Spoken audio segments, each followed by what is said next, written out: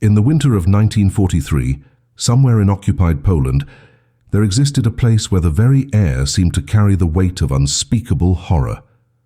Within the barbed wire fences of a Nazi labor camp, a peculiar ritual unfolded every single night that defied every principle the Third Reich stood for. A guard in the crisp uniform of the SS, a man named Heinrich Weber, would walk through the motor pool with a set of keys jingling softly in his gloved hand.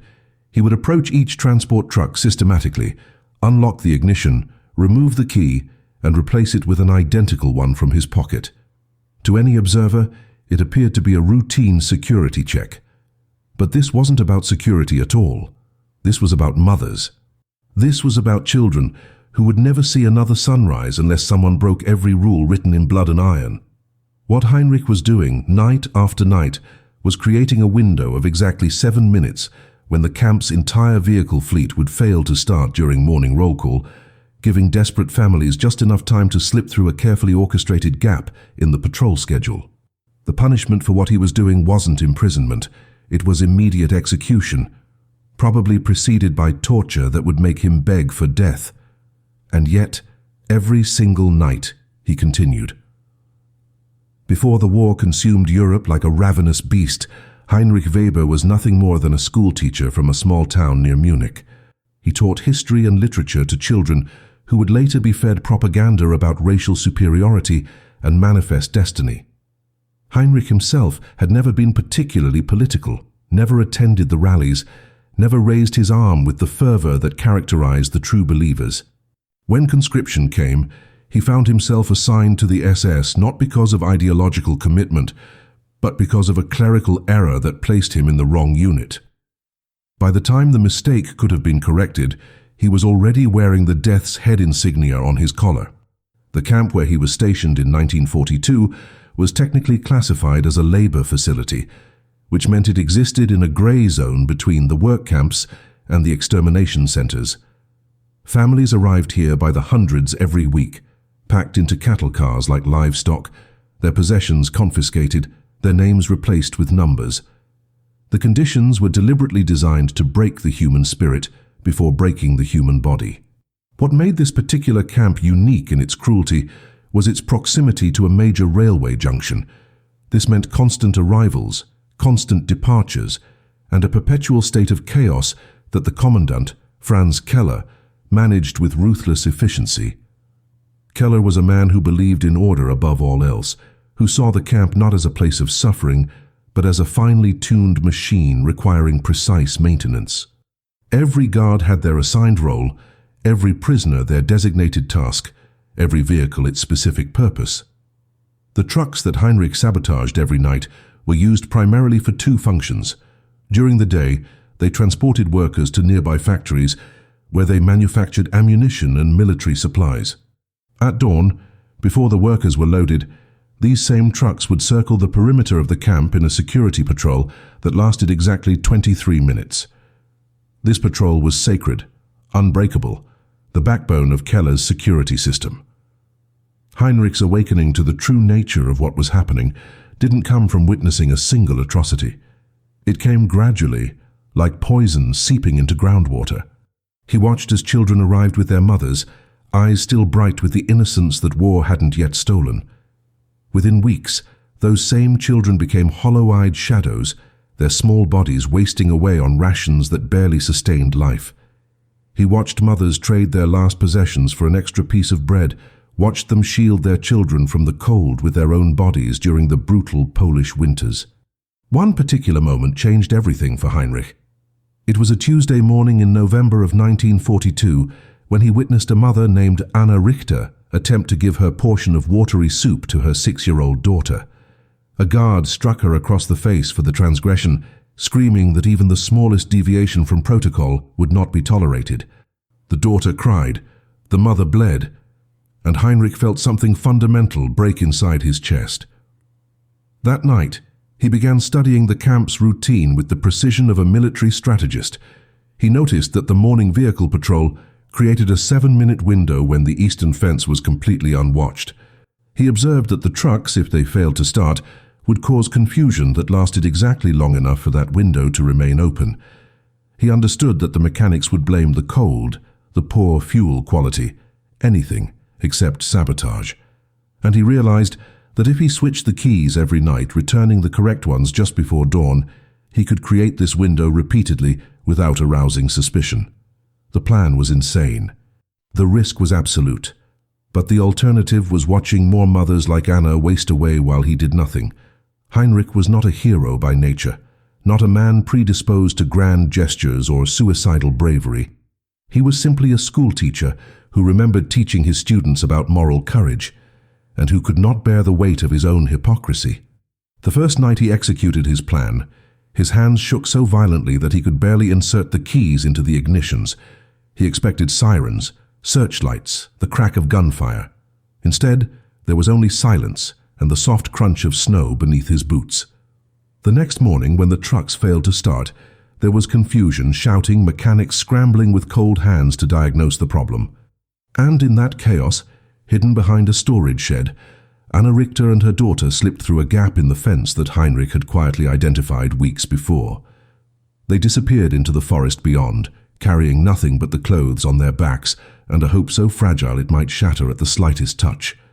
Heinrich returned to his post, his face betraying nothing, his heart hammering against his ribs like a prisoner demanding freedom. That was the first of many nights. That was the beginning of a secret war fought not with weapons, but with keys. The system Heinrich created was deceptively simple, which was precisely why it worked for as long as it did. Every evening after the final roll call, when the camp settled into its uneasy nocturnal rhythm, he would volunteer for the late perimeter check. This wasn't unusual behavior for an SS guard seeking to demonstrate dedication, and Commandant Keller had even commended him once for his apparent zealousness. What Keller didn't know was that this patrol gave Heinrich unrestricted access to the motor pool for approximately 15 minutes without supervision. During those 15 minutes, he would systematically move through the fleet of 12 trucks, switching each key with an identical duplicate he had painstakingly filed and shaped in secret over the course of 3 months. The duplicates were perfect in every way except one crucial detail. They were filed down by exactly 2 millimeters on the interior grooves, just enough to turn the ignition cylinder, but not enough to actually engage the starter mechanism. The beauty of the sabotage lay in its technical subtlety. When mechanics attempted to diagnose the problem each morning, they would find that the keys turned, the electrical systems appeared functional, and there was no obvious mechanical failure. They blamed everything from the sub-zero temperatures, causing fuel line freezes, to faulty batteries drained by the cold.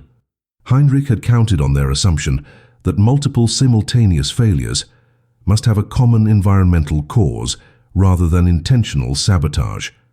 After all, who would suspect an SS guard of systematically undermining camp security? The very idea was so contrary to the iron discipline of the Third Reich that it existed outside the realm of possibility for men like Keller. This psychological blind spot became Heinrich's greatest asset, the invisible shield that protected him even as he committed treason night after night. But the key switching was only half of the operation. The other half required something far more dangerous: communication with the prisoners. Heinrich couldn't simply create an escape window and hope desperate families would stumble upon it by chance. He needed to identify specific targets, mothers with young children who had the physical strength to attempt an escape and the mental fortitude to survive in the Polish wilderness during winter. This meant developing a network of trusted intermediaries within the camp population, a task that carried risks so profound that a single mistake would result in mass executions. He began with small gestures, leaving bread in specific locations, ensuring certain families received slightly larger rations, creating patterns that established trust without words. Over the course of months, a silent language developed between Heinrich and a small group of prisoners who began to understand that this particular guard was different. The intermediary who became his primary contact was a Polish carpenter named Joseph, a man who had survived in the camp longer than most because his skills made him valuable to the Germans. Joseph had lost his own wife and children in the early days of the occupation, and he carried that grief like a stone in his chest, heavy and cold and permanent.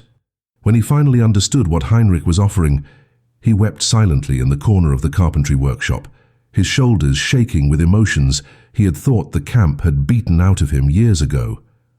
Josef became the selector, the man who would identify which families had the best chance of survival, which mothers had children young enough to be carried, but old enough to stay silent during the crucial hours of escape. He would pass information through a network of whispers and hand signals, letting chosen families know that on specific nights, at a specific time, they should position themselves near the eastern fence. The first successful escape had been Anna Richter and her daughter in November of 1942. By the spring of 1943, Heinrich and Josef had managed to coordinate 17 more escapes, each one a small miracle wrapped in terror and hope. Not all of them succeeded. 3 families were caught in the forest by Wehrmacht patrols and executed on sight. 2 froze to death in the March snow before reaching the partisan contacts Josef had arranged. But 12 families, containing 23 mothers and 31 children, vanished into the Polish countryside and survived. They found refuge in barns, in the homes of sympathetic farmers, in the hidden networks of resistance fighters who moved through the forests like ghosts. Heinrich never knew their ultimate fates, never received confirmation of their survival or death. All he knew was that every night he switched those keys, he was choosing hope over certainty, action over paralysis, humanity over the machinery of genocide that surrounded him on all sides. The winter of 1943 brought changes to the camp that made Heinrich's secret operation exponentially more dangerous. Commandant Keller, frustrated by what he perceived as declining efficiency, implemented new security protocols that tightened every aspect of camp routine. Guard shifts were randomized to prevent familiarity and potential corruption. Perimeter patrols were increased from twice daily to 4 times daily. Most critically for Heinrich's operation, Keller assigned a new deputy commandant named Otto Reinhardt, a man whose reputation for rooting out disloyalty preceded him like the smell of death. Reinhardt had served on the Eastern Front, where he had personally executed 27 soldiers suspected of defeatism or sabotage. He approached his new assignment with the same ruthless thoroughness, convinced that the recurring vehicle failures represented either incompetence or something far more sinister. He began conducting random nighttime inspections, appearing without warning in different sections of the camp, watching, noting, cataloging every deviation from expected behavior. Heinrich understood that discovery was now not a question of if, but when. The mathematical probability of continuing his operation without detection had dropped to levels that would make any rational person abandon the effort entirely. Yet he found himself unable to stop, bound by a moral logic that transcended self-preservation. Every night he didn't act meant mothers and children who would remain trapped in a system designed to slowly crush the life from them. He began to take even greater precautions, varying his patrol routes, sometimes skipping nights entirely when Reinhardt's presence made sabotage impossible, creating deliberate irregularities in his own behavior to avoid establishing predictable patterns. The psychological toll was immense. He slept poorly, startled awake by every sound, convinced that each morning would bring his arrest. His hands developed a tremor that he couldn't fully control, and he lost nearly 20 pounds from stress and the constant gnawing anxiety that accompanied every waking moment.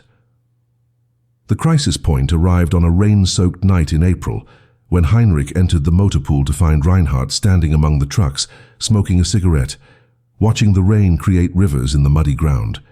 The deputy commandant's presence there at that hour was so unexpected that Heinrich's first instinct was to turn and flee, but that would have been an immediate admission of guilt. Instead, he forced his face into an expression of mild surprise and approached with the confident stride of a man who had nothing to hide. Reinhardt asked him what he was doing there, and Heinrich explained that he was conducting his voluntary security check, the same routine he had maintained for months. The deputy commandant nodded slowly, his eyes never leaving Heinrich's face, searching for the telltale signs of deception that years of interrogations had taught him to recognize. He asked why Heinrich was so dedicated to these extra duties, whether perhaps he had something to prove or something to hide. The question hung in the wet air between them like a blade. Heinrich's response would later strike him as either the height of cleverness or the depth of insanity. He told Reinhardt the absolute truth, or at least a version of it. He explained that he had been a schoolteacher before the war, a profession that instilled in him a belief in duty and thoroughness. He said that he found the chaos of the camp disturbing to his sense of order, and that these nightly checks gave him a feeling of control in an environment that often seemed to spiral toward disorder. He spoke with passion about the importance of maintaining discipline and vigilance, using the very language of Nazi ideology to mask an operation designed to undermine it. Reinhardt listened without interruption, his expression unreadable in the darkness. When Heinrich finished, there was a long silence broken only by the sound of rain hammering against metal. Finally, Reinhardt nodded and told him that such dedication was admirable, that the Reich needed more men who took their responsibilities seriously. He crushed his cigarette beneath his boot and walked away into the rain, leaving Heinrich standing alone among the trucks, his heart racing so fast he thought it might simply stop. That night, Heinrich did not switch the keys. The risk was too great, the near discovery too close. He returned to his barracks and lay awake until dawn, wrestling with the question of whether he should abandon the operation entirely or whether Reinhardt's departure represented a narrow escape rather than a warning. By morning, he had made his decision. He would continue, but with even greater caution, spacing the sabotage attempts further apart, being more selective about which nights offered genuine safety. Because ultimately, the alternative was accepting that he had become exactly what the uniform represented: a cog in a machine of systematic murder, distinguished from his fellow guards only by the depth of his internal anguish. And that was a fate he found more terrifying than discovery, more unbearable than death itself. So when the next safe opportunity presented itself 5 nights later, he switched the keys again, his hands steady, with a resolve born from having stared directly into the abyss and chosen to act anyway. As spring turned to summer in 1943, the camp's population swelled beyond its already overcrowded capacity. Trains arrived with increasing frequency, disgorging hundreds of people who stumbled onto the selection platform with expressions that ranged from confusion to absolute terror. The infrastructure couldn't handle the influx, and conditions that were already brutal became medieval in their deprivation. Disease spread through the barracks like wildfire, typhus and dysentery claiming lives with ruthless efficiency. The smell of death became so pervasive that even the guards complained about it, though their complaints were met with indifference from Keller, who saw the deaths as a natural consequence of proper resource allocation. For Heinrich, the deteriorating conditions created both opportunity and urgency. The chaos meant less scrutiny of individual guard activities, but it also meant that every day of delay represented mothers and children who might not survive long enough to attempt escape. Josef, the carpenter who served as Heinrich's primary contact among the prisoners, developed a system for identifying the most urgent cases. He would observe new arrivals during the selection process, noting which families had young children and which mothers showed signs of physical resilience despite the journey. He paid particular attention to those who had skills that might help them survive in the outside world.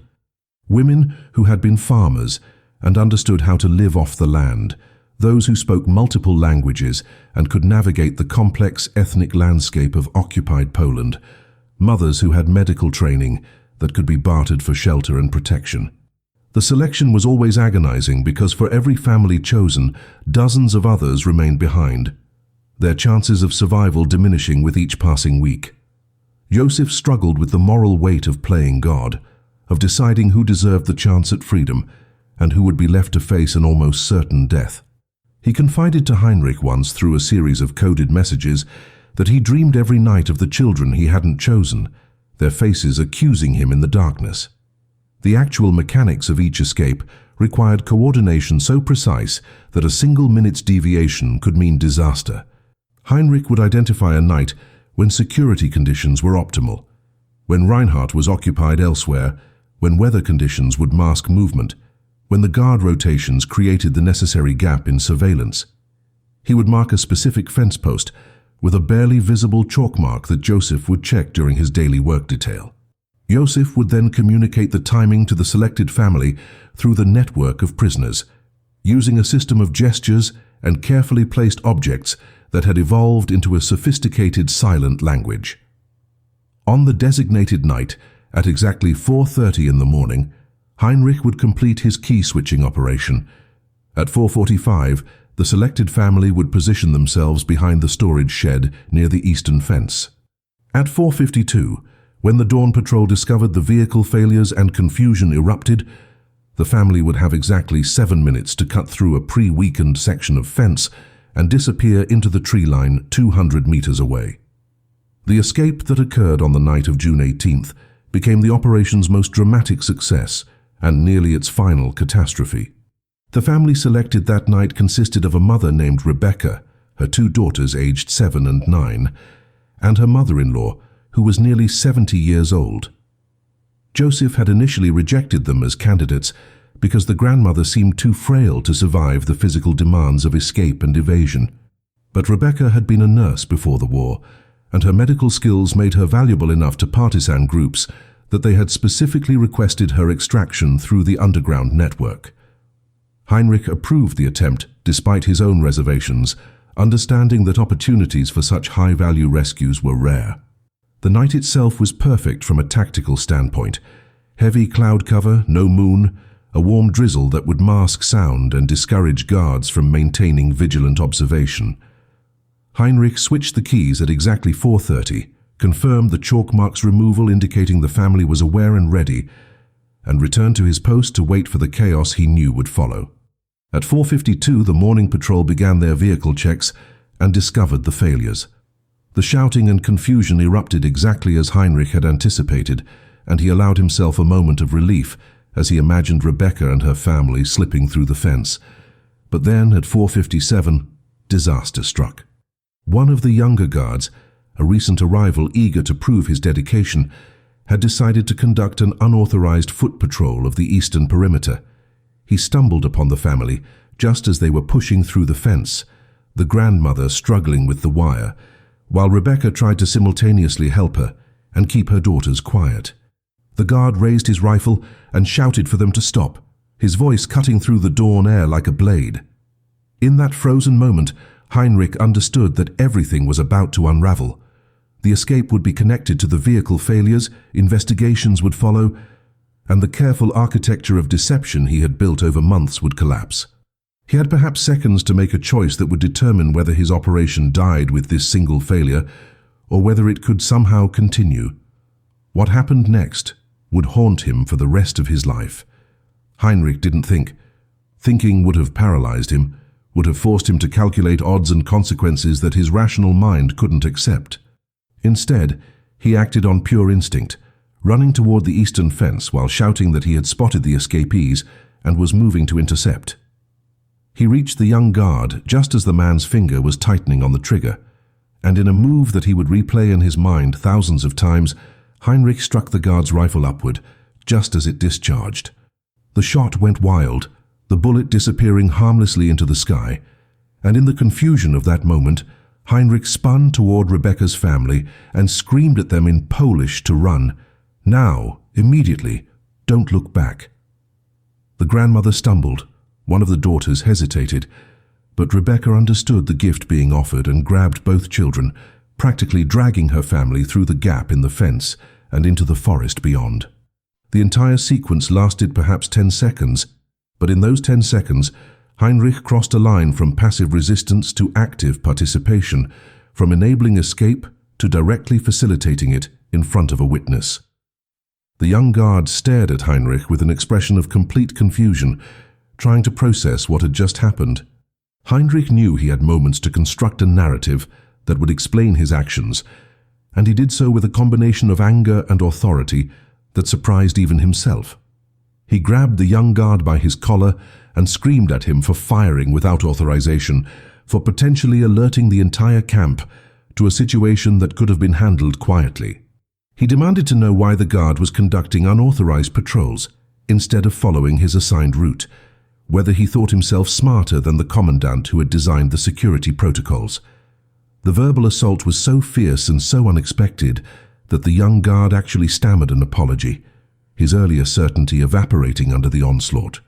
Heinrich then ordered him to report to the motor pool where the vehicle failures were still causing chaos, and to tell no one about what had occurred at the fence, because Heinrich would personally handle the incident and report it through proper channels.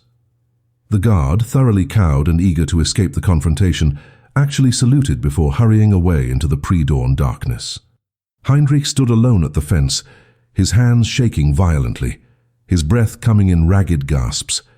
He had just committed an act so blatant, so undeniable, that if anyone examined the sequence of events with even minimal scrutiny, his guilt would be obvious. He had physically prevented the shooting of escapees, had given them time to flee, had then intimidated a witness into silence.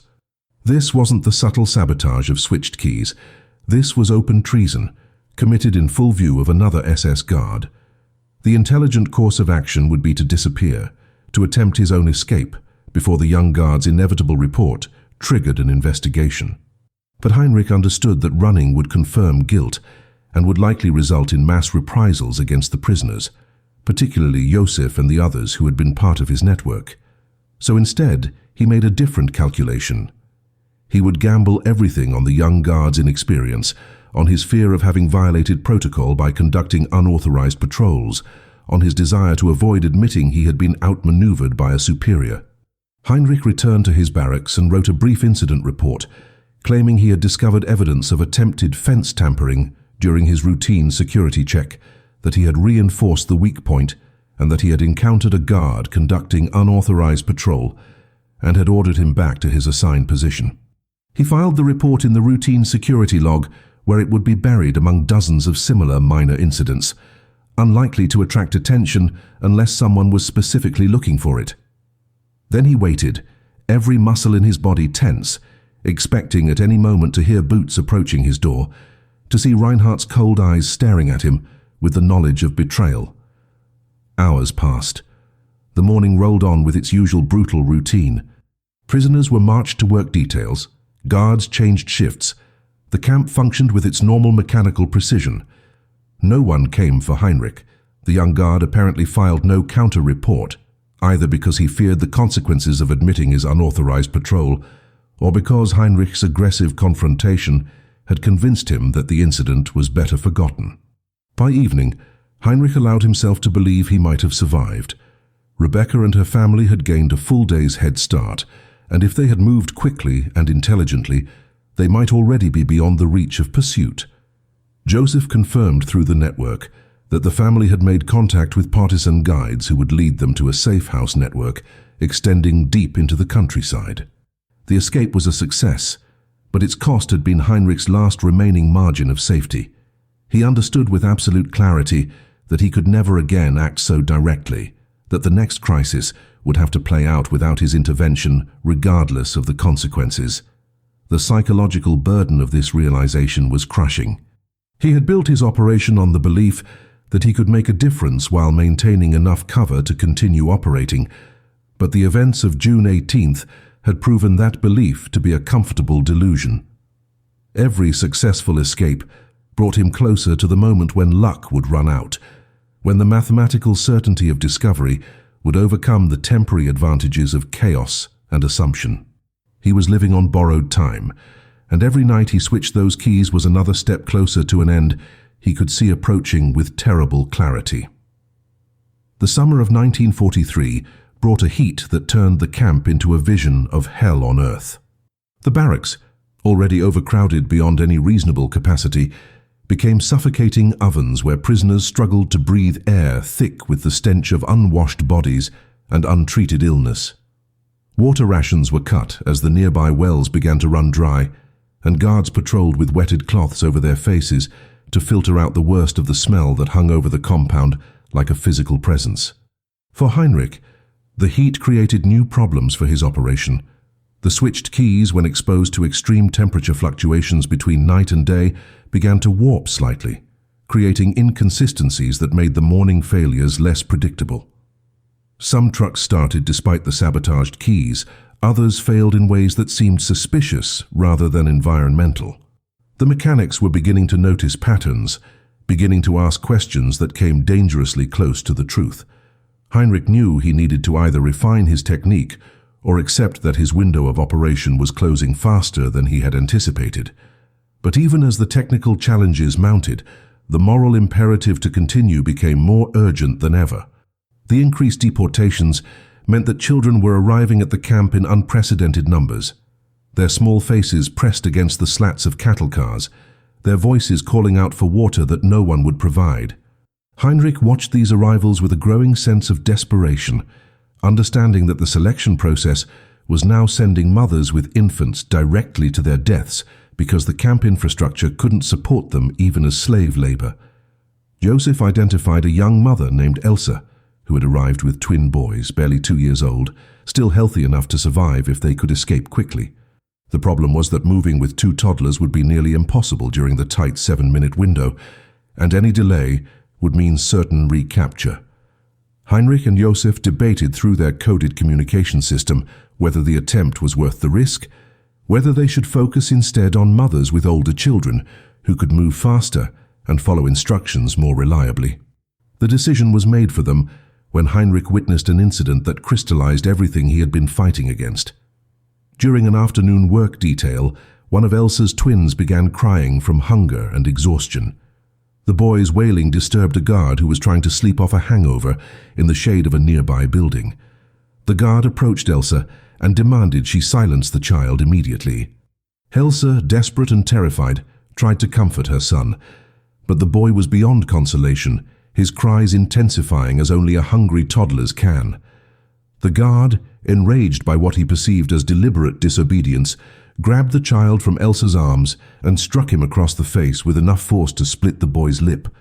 The toddler's cries turned to screams, blood running down his chin, and Elsa lunged forward to protect her son, only to be knocked to the ground by the guard's rifle butt. She lay in the dirt, stunned and bleeding, while her twins screamed for her, and the other prisoners watched with the dead-eyed expression of people who had seen such scenes too many times to react with anything but numb acceptance. Heinrich was on duty 50 meters away when this happened, close enough to see everything, far enough that intervention would have required him to abandon his post. He stood frozen, the familiar paralysis of moral crisis gripping him as he watched Elsa slowly climb to her feet, gather her crying children and return to her work with blood streaming from her nose. Every fiber of his being screamed at him to act, to intervene, to use his authority to punish the guard, or at least stop the abuse. But he knew that any such action would draw attention to himself, would mark him as different from his fellow guards, would potentially compromise the larger operation that had saved dozens of lives. So he did nothing. He watched, he remembered, and he added the incident to the growing weight of guilt that pressed down on his shoulders like a physical burden. That night, when he met Joseph in their usual coded exchange, he indicated that Elsa and her twins would be the next family to escape, regardless of the technical difficulties, regardless of the reduced probability of success. Some decisions, he had learned, weren't made by rational calculation, but by the simple human need to feel less like a monster.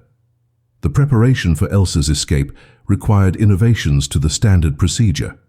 Heinrich identified a night when heavy rain was forecasted, which would provide cover and also give a plausible excuse for why very young children might not cry out during the critical moments. Joseph arranged for Elsa to receive slightly larger food rations in the days leading up to the attempt, building up her strength for what would be a physically demanding ordeal. He also worked with the underground network to position partisan guides closer to the camp than usual, reducing the distance Elsa would need to travel while carrying 2 toddlers through hostile territory. The plan was more complex than previous escapes, with more variables and more points of potential failure. Heinrich reviewed it obsessively, trying to anticipate every possible complication, knowing that the margin for error was essentially 0. If Elsa and her twins were caught, it wouldn't just mean their deaths. The increased scrutiny would likely uncover the pattern of escapes, would lead investigators back to the vehicle sabotage, would unravel everything. He was risking the entire operation, risking his own life, risking the possibility of future rescues, all for one mother and 2 crying toddlers. And yet he couldn't bring himself to abandon them to the fate he had witnessed that afternoon. The night chosen for Elsa's escape arrived with the promised rain, but it came with an intensity that exceeded even Heinrich's hopes. The storm rolled in from the east like an advancing army, bringing with it sheets of water that reduced visibility to mere meters, and turned the camp's dirt pathways into rivers of mud. Lightning illuminated the compound in stark flashes that made the watchtowers look like medieval fortifications, and thunder crashed with such violence that it seemed capable of shaking the earth itself. Under normal circumstances, such weather would have been ideal for an escape attempt, providing natural cover that no amount of human planning could replicate. But with two toddlers who might panic at the thunder, who might cry out in fear during the crucial silent moments, the storm transformed from an asset into a potential catastrophe. Heinrich stood at his post, rain streaming down his face, watching the clock and understanding that he was about to discover whether his faith in human resilience was justified, or whether he had sentenced Elsa and her children to a death that would haunt him forever. At 4:15 in the morning, 15 minutes earlier than the usual schedule, Heinrich began his move toward the motor pool. The early timing was a calculated risk, designed to take advantage of a brief gap in Reinhardt's own patrol routine that Josef had identified through weeks of careful observation. The rain was so heavy that Heinrich could barely see the trucks as he approached them, his hands numb with cold as he fumbled with the keys. The switching process, which had become almost automatic through months of repetition, now became a struggle against the elements. The metal was slippery, his fingers clumsy, and twice he dropped keys into the mud and had to search for them by feel in the darkness. By the time he completed the sabotage, he was running nearly 3 minutes behind schedule, a delay that would compress the escape window to a margin so thin that success seemed almost impossible. He sprinted back toward his post, his boots sliding in the mud, and nearly collided with another guard who was seeking shelter from the storm. The guard cursed at him, asked him what kind of idiot conducted security checks in weather like this, and Heinrich forced a laugh while his heart hammered against his ribs. At the eastern fence, Elsa crouched behind the storage shed with her twins pressed against her chest, both boys mercifully asleep despite the chaos of the storm. She had drugged them with a mild sedative that Josef had obtained through the camp's medical supplies. A dangerous gamble because too much would render them unconscious and impossible to carry, while too little would leave them alert enough to cry at exactly the wrong moment. The dosage appeared to be perfect, both children breathing steadily, but remaining limp and unresponsive as Elsa held them. She wore every piece of clothing she owned, layered against the cold and the rain, making her appear almost twice her normal size. Around her waist, hidden beneath the outer layers, she had tied cloth slings that would allow her to carry both children while keeping her hands free for the physical demands of cutting through the fence and running through the forest. Josef had drilled the route into her memory over the previous days, using a crude map scratched in the dirt of the workshop floor. 200 meters to the tree line, then northwest for 1 kilometer, until she reached a lightning-struck oak that would be her first waypoint. The 4:52 mark arrived with agonizing slowness, each minute stretching into what felt like hours as Elsa waited in the rain and darkness. She could hear voices from the motor pool, confused shouting as guards discovered the vehicle failures, and she knew that her window was opening. But Josef had told her to count to 100 after hearing the commotion before moving, to ensure that the chaos had fully developed and attention was focused away from the perimeter. She counted in her head, her lips moving silently while her twins slept against her chest, and lightning turned the world into a nightmare landscape of shadows and blinding white light. At 100, she moved. The fence section that had been pre-weakened came apart more easily than she had dared hope, the wire cutters Josef had smuggled to her, doing their work with only minimal resistance. She pushed through the gap, feeling the barbed wire tear at her clothing and skin, and then she was beyond the perimeter, running through open ground with her children bouncing against her chest and rain washing away any tracks she might leave. The first 50 meters were the most dangerous, the ground completely exposed to potential observation from the watchtowers. But the storm was her ally, the rain so dense that even the searchlights were nearly useless when they swept across the field. Elsa ran with a mother's desperate strength, ignoring the pain in her legs and lungs, focused entirely on reaching the tree line that represented safety and shadow. 100 meters, 150. Behind her she heard shouting, but whether it was related to her escape or simply the ongoing confusion at the motor pool, she couldn't know and didn't dare look back to find out. At 170 meters, one of her twins began to stir, making small sounds of discomfort as the sedative started to wear off, and the jostling of the run penetrated his drugged sleep. She pressed her hand over his mouth, not to silence him but to comfort him, whispering prayers in Polish that the storm swallowed before they could reach even her own ears. And then, at 195 meters, 5 meters short of the tree line and safety, a searchlight beam swept across the field and caught her squarely in its brilliant white glare. Time fragmented into a series of frozen tableaus as Elsa stood pinned in the searchlight, like an insect under glass. She could see the tree line just meters ahead, could almost feel the safety of the shadows that would swallow her and her children if she could just move forward. But her body had locked into paralysis, some primitive survival instinct telling her that movement would trigger the hunter's response she knew was coming. From the nearest watchtower, she heard a voice shouting, ordering her to stop, to put her hands in the air, commands that made no sense because her hands were occupied holding her twins against her chest in a grip so tight it might have hurt them if they had been fully conscious. The searchlight operator was clearly confused, trying to make sense of what he was seeing through the curtains of rain. A figure in the open ground, moving away from the camp, but moving slowly, awkwardly, not with the desperate sprint of an escapee.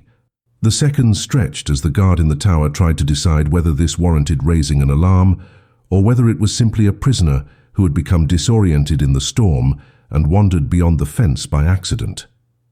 Heinrich saw the searchlight lock onto Elsa from his position near the motor pool, and in that moment, he understood that every decision he had made over the past months had led to this single point of crisis. He could do nothing and watch as Elsa was shot or captured, could preserve his cover and his operation at the cost of 3 lives he had specifically chosen to save. Or he could act, knowing that action would almost certainly mean the end of everything he had built, the exposure of his network and quite possibly his own execution. The mathematics of the situation were brutal in their clarity. 3 lives against dozens of potential future rescues. Any rational calculation would have chosen the greater good, would have accepted the sacrifice as necessary and tragic. But Heinrich had long since moved beyond rational calculation into a territory where individual human faces mattered more than abstract statistics. He saw Elsa frozen in the light, saw her children stirring against her chest, and he made his choice without conscious thought, acting on an impulse that came from somewhere deeper than logic or self-preservation. He sprinted toward the tower, shouting as he ran that there was a breach at the western fence, that he had seen movement and needed the searchlight redirected immediately to cover the potential escape route. His voice carried the authority of panic and urgency, and the guard in the tower, young and uncertain, made the fatal mistake of trusting a superior's judgment over his own eyes.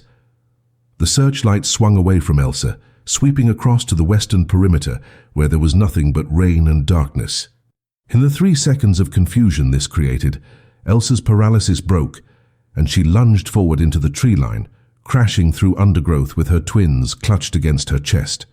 Heinrich continued shouting about the western breach, drawing other guards toward that section of the perimeter, creating a diversion that was so blatant and so desperate that it could only work for moments before someone realized they had been deliberately misdirected. He had perhaps 60 seconds before questions would be asked, before the guard in the tower would report what he had actually seen, before the investigation would begin that would inevitably lead back to him. Those 60 seconds were enough for Elsa to put 100 meters of forest between herself and the camp perimeter. She ran without thought or plan, branches tearing at her face and clothing, roots catching at her feet, moving on pure adrenaline and maternal desperation. One of her twins woke fully and began to cry, the sound cutting through the rain, but she didn't stop or even slow down.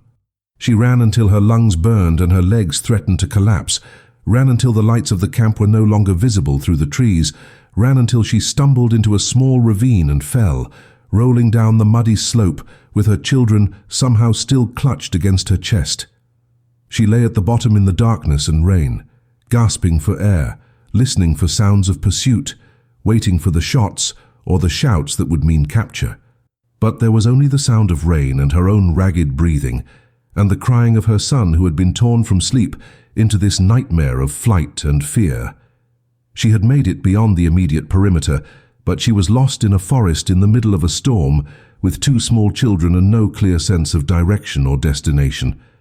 Back at the camp, the situation was unraveling exactly as Heinrich had known it would. The guard from the tower had come down to report what he had actually seen before the searchlight was redirected. A figure with children, moving away from the camp, clearly escaping rather than wandering. Reinhardt arrived at the motor pool with his characteristic speed, his eyes already scanning the scene with the predatory intelligence that had made him so dangerous. He looked at the trucks that wouldn't start, looked at Heinrich standing near the western fence claiming to have seen a breach that clearly didn't exist, and Heinrich could see the moment when the connections formed in Reinhardt's mind.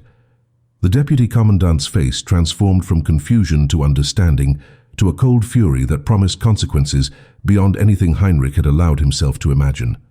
Reinhardt walked toward him slowly, deliberately, savoring the moment of revelation. When he spoke, his voice was quiet, almost gentle, which somehow made it more terrifying than any shout could have been. He asked Heinrich a simple question that contained within it the weight of judgment and certain death.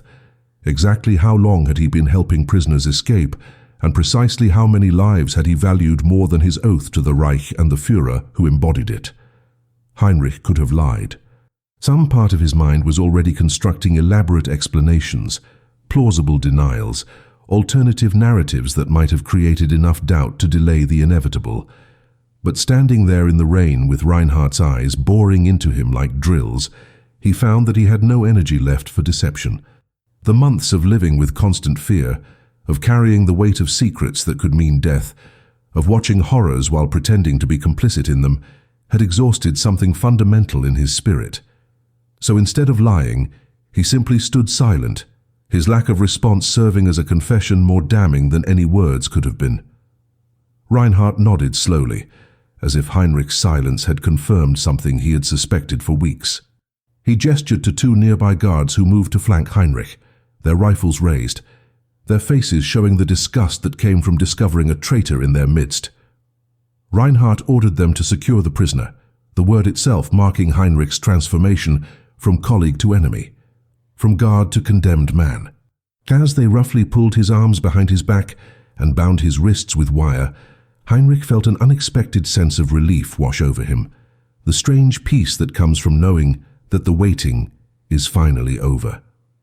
The interrogation that followed took place in Keller's office, a room that Heinrich had entered countless times for routine briefings, but which now felt like the antechamber to hell itself. Keller sat behind his desk with an expression of genuine bewilderment, as if he were trying to solve a mathematical equation that made no logical sense. He asked Heinrich why, seeking some explanation that would make the betrayal comprehensible within his ordered worldview. Heinrich, knowing that his death was now certain and that nothing he said could make his situation worse, spoke with an honesty that seemed to unsettle both Keller and Reinhardt more than defiance would have. He explained that he had been a teacher, that he had taught children about moral courage and human dignity, and that watching mothers and children die slowly in the camp while he did nothing had made him complicit in something he couldn't live with. He said that switching the keys had been a small act of resistance against a machinery of death that he couldn't stop, but also couldn't ignore. His words hung in the air like an accusation, forcing Keller to confront the reality that one of his own guards had viewed the camp not as a necessary component of the Reich's security, but as a moral atrocity requiring opposition. Reinhardt demanded to know how many had escaped, who else was involved, what the full extent of the conspiracy entailed. Heinrich refused to answer, understanding that protecting Josef and the others in his network was the only meaningful thing he could still accomplish. The torture that followed was methodical and professional, designed to extract information rather than to punish, though the distinction meant little to Heinrich as pain became his entire universe. They broke fingers, applied electricity, used techniques that turned his body into a map of agony. Through it all, Heinrich held to a single thought. Every moment he remained silent was another moment that Elsa and her twins had to put distance between themselves and the camp, another moment that Joseph had to destroy evidence and sever connections. He lasted 6 hours before unconsciousness claimed him, 6 hours during which he revealed nothing beyond what Reinhardt had already deduced. When they finally dragged him back to a cell, his body was ruined but his silence was intact. The execution was scheduled for dawn 3 days later, enough time for word to spread through the camp and serve as an example to both guards and prisoners of the consequences of betrayal. Heinrich spent those final days in a state that alternated between delirium from his injuries and moments of unexpected clarity. In his lucid periods, he thought about the faces of the mothers he had helped save, tried to calculate how many children might now be living free because of those switched keys. The numbers were imprecise because he didn't know how many of the escapes had ultimately succeeded, how many families had been recaptured or had died in the forests. But even if only half had survived, he had saved perhaps 30 children from the slow death the camp promised. Against that accounting, his own life seemed a reasonable price, perhaps even a bargain. He thought about Anna Richter and her daughter, the first escape, and wondered if they were alive somewhere breathing free air. He thought about Rebecca and her family, about the grandmother who had nearly doomed them all with her frailty, but who had somehow made it through the fence. And he thought about Elsa and her twins, hoping that the storm had covered her tracks sufficiently, that his final desperate diversion had bought her enough time. On the morning of his execution, they led Heinrich into the camp's central yard, where both guards and prisoners had been assembled to witness justice being carried out. Keller read the charges in a voice that trembled slightly, with what might have been anger, or might have been something more complex: treason against the Reich, conspiracy to aid enemies of the state, systematic sabotage of security protocols. Each charge was technically accurate, and Heinrich didn't contest them. As they positioned him against the wall and the firing squad took their places, Heinrich looked out across the assembled prisoners and saw Josef standing in the front row. The carpenter's face was carefully neutral, showing no recognition, no connection, protecting himself and the network even in this moment.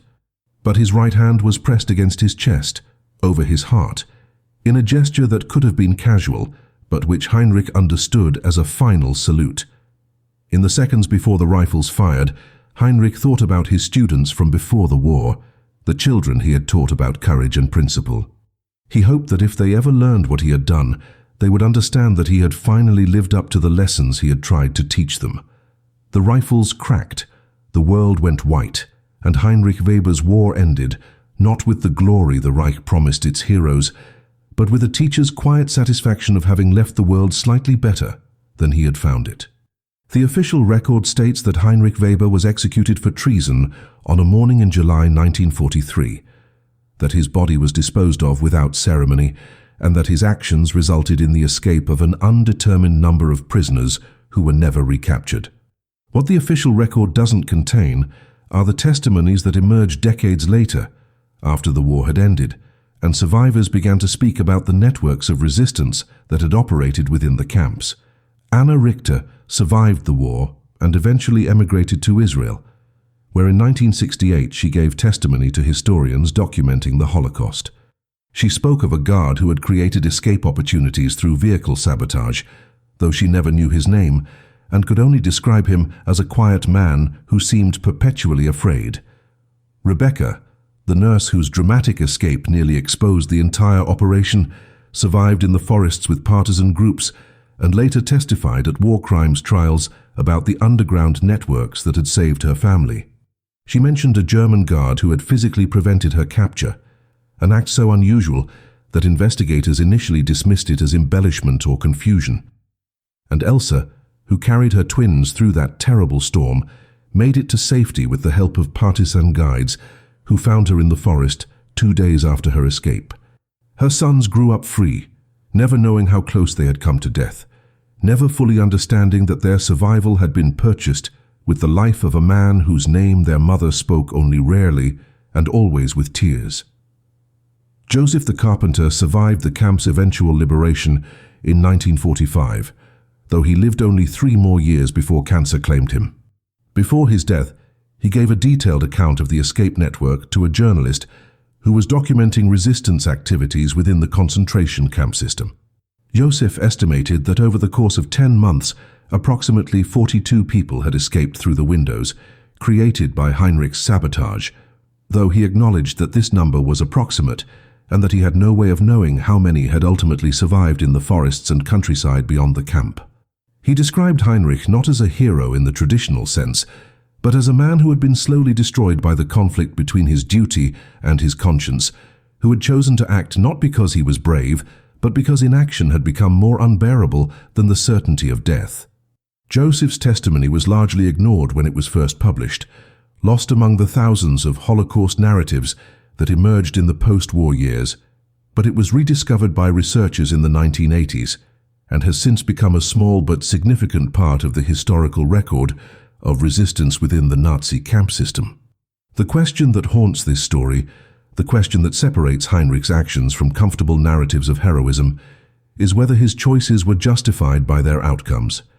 He saved lives, yes, but at what cost? His execution led to increased security measures that made future escapes nearly impossible. The investigation into his activities resulted in several prisoners being tortured for information, and while Joseph's network survived largely intact, other suspected collaborators were executed based on nothing more than circumstantial evidence and forced confessions. Heinrich's final desperate act to save Elsa and her twins exposed the entire operation and ended the possibility of future rescues. A purely utilitarian analysis might conclude that his emotional decision to prioritize 3 lives over the continuation of his network was a moral failure, a surrender to sentiment that reduced his overall impact. But this analysis ignores something fundamental about human psychology and moral action. Heinrich didn't act based on mathematical calculations of lives saved versus lives lost.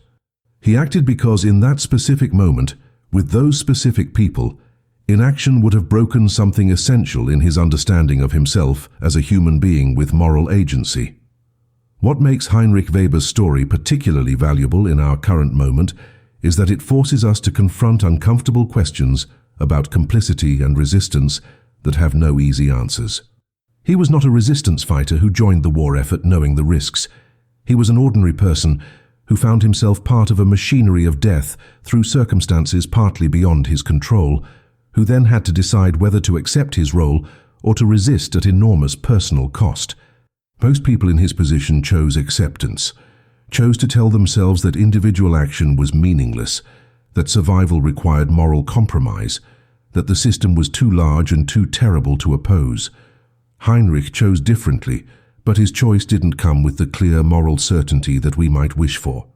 He lived in constant terror, compromised his effectiveness through emotional decisions, and ultimately died having saved perhaps dozens of people from a system that killed millions. Was his resistance meaningful, or was it simply a gesture that made him feel better about his own complicity while changing almost nothing about the larger horror? The answer depends on whether we measure moral action by its outcomes or by the intention and courage it represents. And that question, uncomfortable as it is, doesn't have a single correct answer. The final truth about Heinrich Weber is that he was not extraordinary except in the single most important way. When confronted with evil that he could not stop, he chose to oppose it in whatever small way was available to him, knowing that his opposition would almost certainly cost him his life. He switched keys on trucks, an act so mundane and technical that it seems absurd as the foundation for heroism. But those switched keys created windows of possibility, moments when the machinery of death stuttered and failed, allowing mothers and children to slip through into a chance at survival. Some of those children are alive today, grandparents now, carrying within them the genetic and cultural legacy that would have been erased if Heinrich had simply followed orders and accepted his role. When you consider this story, don't make the mistake of thinking it's about a hero who was fundamentally different from you. Heinrich Weber was terrified, uncertain, and deeply flawed in his execution of resistance. He made decisions that reduced his effectiveness and ultimately cost him everything. But he also made the choice that most people, when honestly examining themselves, fear they wouldn't make. The choice to act despite the cost, to preserve his humanity even when survival demanded he surrender it. And in the end, isn't that the question this story forces each of us to confront? What would we do if we found ourselves in a situation where our comfort, our safety, our very lives depended on accepting participation in something fundamentally evil? Would we find the courage to switch the keys,